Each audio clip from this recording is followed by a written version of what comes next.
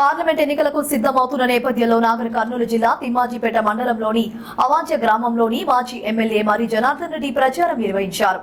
ఈ సందర్భంగా ఆయనకు ప్రజలు తమ సమస్యలు చెప్పుకొని వాపోయారు. కనీసం తమకు త్రాగడానికి గుక్కెడు నీళ్లు లేకుండా చేసిన కాంగ్రెస్ పార్టీకి తగిన బుద్ధి చెప్పడానికి రాష్ట్ర ప్రజలు సిద్ధంగా ఉన్నారని ఆయన పేర్కొన్నారు. ఈ మేరకు ఉపాధి హామీ కూలీలతో మరి జనార్దన్ రెడ్డి మాట్లాడుతూ Nagar Kurnool parliament BRS party అభ్యర్థిగా ఆర్ఎస్ ప్రవీణ్ కుమార్ కు ఓటు వేసి గెలిపించాలని ఆయన కోరారు.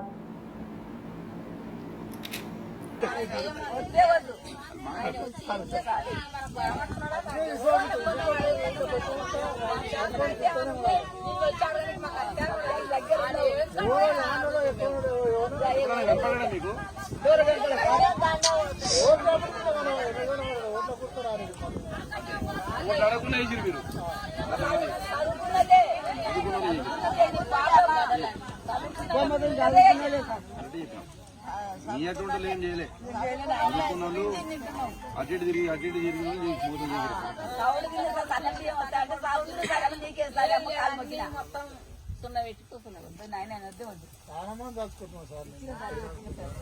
మరి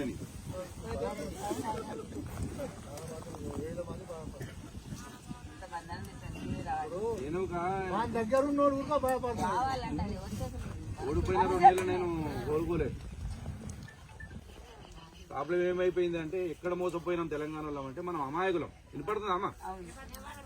మనం అమాయకులం. ఎవరేం చెప్తే వింటాం. ఎక్కడ మోసపోయిందంటే 2 సార్లు కారు గుర్తు కొట్టేసినాం. 2 సార్లు కారు గుర్తుకు వేసినాక కరెంట్ రావట్టే, కరెంట్ ప్రాబ్లం బాయ్, నీళ్ళ ప్రాబ్లం బాయ్, ఏది రైతు బంధు రావట్టే, 2000 పింఛన్ రావట్టే, బిడ్డ పెళ్లి చేస్తే 1,00,000 రూపాయలు రావట్టే. ఇవి వస్తాయి, ఇవి ఎట్లయినా వస్తాయి. ఇక నెక్స్ట్ ఏమైంది, కాంగ్రెస్ ప్రభుత్వం రేవంత్ రెడ్డి వచ్చిండు. వచ్చి నేను 2,000 4,000 ఇస్తా, 1,00,000 రూపాయలతో పాటు కళ్యాణ తులం బంగారం ఇస్తా, గ్యాస్ సిలిండర్ కొంటే 500 ఇస్తా, అత్తకు 4,000 ఇస్తా, కోటలు 2,500 ఇస్తా, బస్సుల ఫ్రీ ఇస్తా. ఇవన్నీ మహిళా సంఘాలకు ఓటిలే రుణాలు ఇస్తా. ఏమన్నా నోటుకు నోరు, అది నోరో ఇంకేదో నాకు తెలియదు. అది ఏం నోటు కొత్తగా చెప్పిండు. అదేం చెప్పిండు, ఇగో రుణమాఫీ 1,00,000 రూపాయలు ఉన్న వాళ్ళు కేసీఆర్ ఇచ్చిండు కదా, బ్యాంకులో పోయి 2 లక్షలు తీసుకోండి ఇప్పుడే, నేను డిసెంబర్ 9 నాడే నేను మీకు రుణమాఫీ చేస్తాను. ఇక భూమిలోకి కేసీఆర్ భూమిలోకి ఇస్తున్నాడు కదా, భూమిలో ఏం పాపం చేసిర్రు, వాళ్ళకు 12,000 ఇస్తున్నాడు. అరే ఇదేదో బాగుంది కదా, భూమి నిన్నోడికి ఇస్తున్నాడు కేసీఆర్, భూమి నీళ్ళలో ఏం చేసారు, మొత్తం మనకి ఇద్దామనేసారు. ఏం చేశారు, నోటికి ఏది వస్తే అది చెప్పడం వల్ల మోసపోయినాం. డిసెంబర్ 9 డేట్ పెట్టిండు, 6 నెలలు అవుతుంది ఎన్నికలు. ఇప్పటికి ఏది లేదు, ఒకటి చేసి బస్సు ఫ్రీ బస్సు చేసి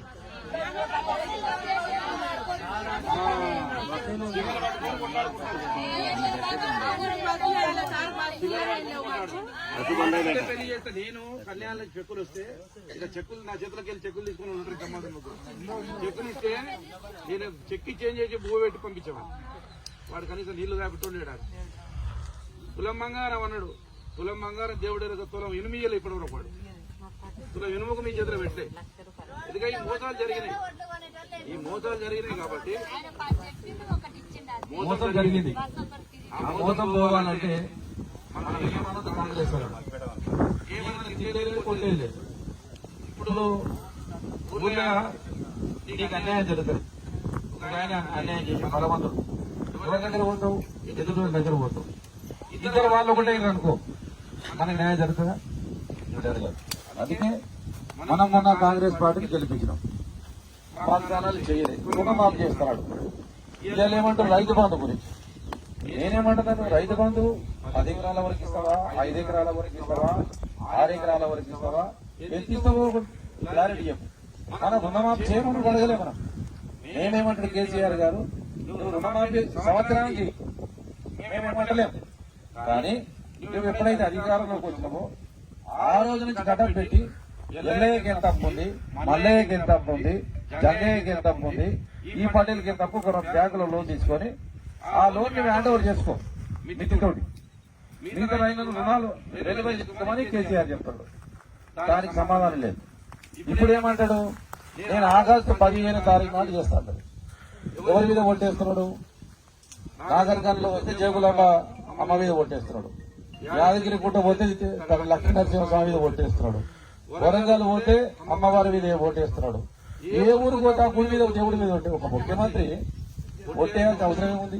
అంటే నీ మీద నమ్మకం పోయినట్టే కదా 5 నెలల. తల్లి ఉంటాడు ఇంటికి, తల్లిని కొడుకు ఏమంటాడు, మా నాయన ఏమన్నా ఇస్తే మాట చెప్తే పండుగ బట్టలు కుట్టిస్తారా అంటే నా తల్లి మాట నమ్ముతాడా? లేదా ఒట్టి బిడ్డ అంటాడు ఆ తండ్రి అన్నాడు కదా. కొడుకు అన్నాడు అంటే నేను నాయన నీకు ఒట్టేసి చెప్తున్నా, నీకు మాట ఇస్తున్నా, బాగా చదువుకుంటా, మంచిగా పాస్ అవుతాని మాటిస్తాడు. కానీ ఒక ముఖ్యమంత్రి నేను ప్రజలు నమ్మకలేనని 3 నెలలు నీకు అర్థమైపోయింది. అంటే నీ మీద వ్యతిరేకత వచ్చింది.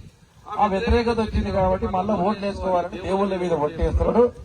పొద్దున లేస్తే ఓటింగ్లో పోయి దేవుళ్ళ మీద కొట్టు కేసీఆర్ తిట్లు. ఏమంటాడు కేసీఆర్ ని? నీ చెడ్డిపుతా, నీ మెడల నీ పేగులు తీసుకొని నేను మెడలేసుకుంటా. ఒక ముఖ్యమంత్రిని 75 సంవత్సరాల ఒక ముఖ్యమంత్రిని అట్లా తిట్టాల్సిన అవసరం ఉందా? సరే ముఖ్యమంత్రి కేసీఆర్ చేయలేదు, నీకు అధికారం ఇచ్చారు ప్రజలు, నువ్వు మంచి చేయి. కేసీఆర్ మరిపి నీకు అధికారం ఉంది కదా, కేసీఆర్ తిరిగితే ఓట్లు పడతావు, చిన్న ఓట్లు పడ్డాయి. ఇప్పుడు ముఖ్యమంత్రి అయినావు, నువ్వు కేసీఆర్ మరిపి ముసలిలకు 4,000, మహిళలకు పెళ్ళైన కోడలకు 2,500, పెళ్లి చేసే స్థలం బంగారం 1,00,000 రూపాయలు, రైతులకు 2 లక్షల రుణమాఫీ, గ్యాస్ సిలిండర్లకు 500 ఇచ్చాయి, మహిళా సంఘాలకు వడ్డీ లేని రుణాలు ఇవి చేయి. ఇది చేసి కేసీఆర్ మరిపి. కానీ కేసీఆర్ తిప్పుడు దేవుళ్ళ మీద ఓట్లు పడతామా? పడవు. అందుకని నేనేమంటున్నాను, ఇలా ఏమంటాడు రేవంత్ రెడ్డి, నా మీద వ్యతిరేకత కాదు, ఆ పార్టీకి ఓటు వేయాలంటే బీజేపీ మీద ఓటే ప్రేమతో లేచిర్రు, నాకు సంబంధం లేదంటారు. ఆ ఓటు వాళ్ళకు పోకుండా కాంగ్రెస్ పార్టీకి పోకుండా నాడు గుర్తుకు పడితే, నాడు గుర్తు గెలిచిన అనుకో, 5-6 ఎంపీలు గెలిచిన అనుకో, ఏమంటాడు రేవంత్ రెడ్డికి కుర్చీ కదులుతుంది.